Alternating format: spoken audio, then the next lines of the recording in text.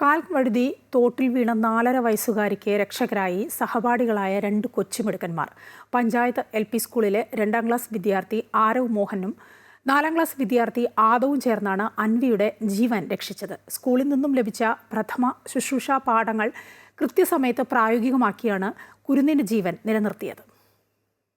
കുഞ്ഞനുജത്തി അൻവി തോട്ടിലെ കലങ്ങിയ വെള്ളത്തിലേക്ക് കാൽവഴുതി വീണുപോയ രംഗം കണ്ട സഹോദരി ആദ്യം ഉറക്കെ കരഞ്ഞു. ഒരു വെളിപ്പാടകലിൽ നിന്നിരുന്ന 2ാം ക്ലാസ്സുകാരൻ ആരവ് രണ്ടാമതൊന്നും ചിന്തിക്കാതെ തോട്ടിലെ വെള്ളത്തിലേക്ക് എടുത്തുചാടി. കുഞ്ഞിനെ രക്ഷാകരങ്ങളിൽ കൂരിയെടുത്തെങ്കിലും കരയിലേക്ക് കയറാൻ പറ്റാതെ പാടുപെട്ടു. ഇതെല്ലാം കണ്ടു പകച്ചു നിന്ന കൂട്ടുകാരൻ 4ാം ക്ലാസ്സുകാരൻ ആദവിനോട് ആരവ് വിളിച്ചു പറഞ്ഞു, ഒന്ന് പിടിക്കട. പകപ്പുമാറ്റി രക്ഷാദൌത്യത്തിന്റെ ചങ്ങലക്കണ്ണിയായി ആദവ് ഓടിയെത്തി. അൻവിയെ ആദ്യം കരയ്ക്ക് കയറ്റി. പിന്നാലെ ആരവിനും കൈകൊടുത്തു. സ്കൂളിൽ അഗ്നിരക്ഷാസേന നടത്തിയ ക്ലാസ്സിൽ പഠിച്ചതുപോലെ കുഞ്ഞിനെ കൈത്തണ്ടയിൽ കമഴ്ത്തിക്കിടത്തി പ്രഥമ ശുശ്രൂഷ നൽകി.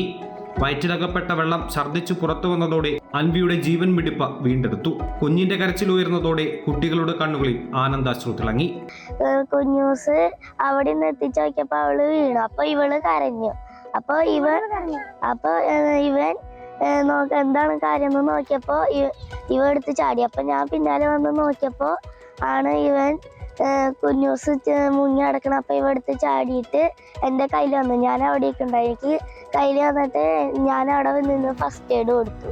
ഇതൊക്കെ ചാടി എന്നിട്ട് അവിടെ എടുത്തിട്ട് ഞാൻ എൻ്റെ കൊടുത്തു.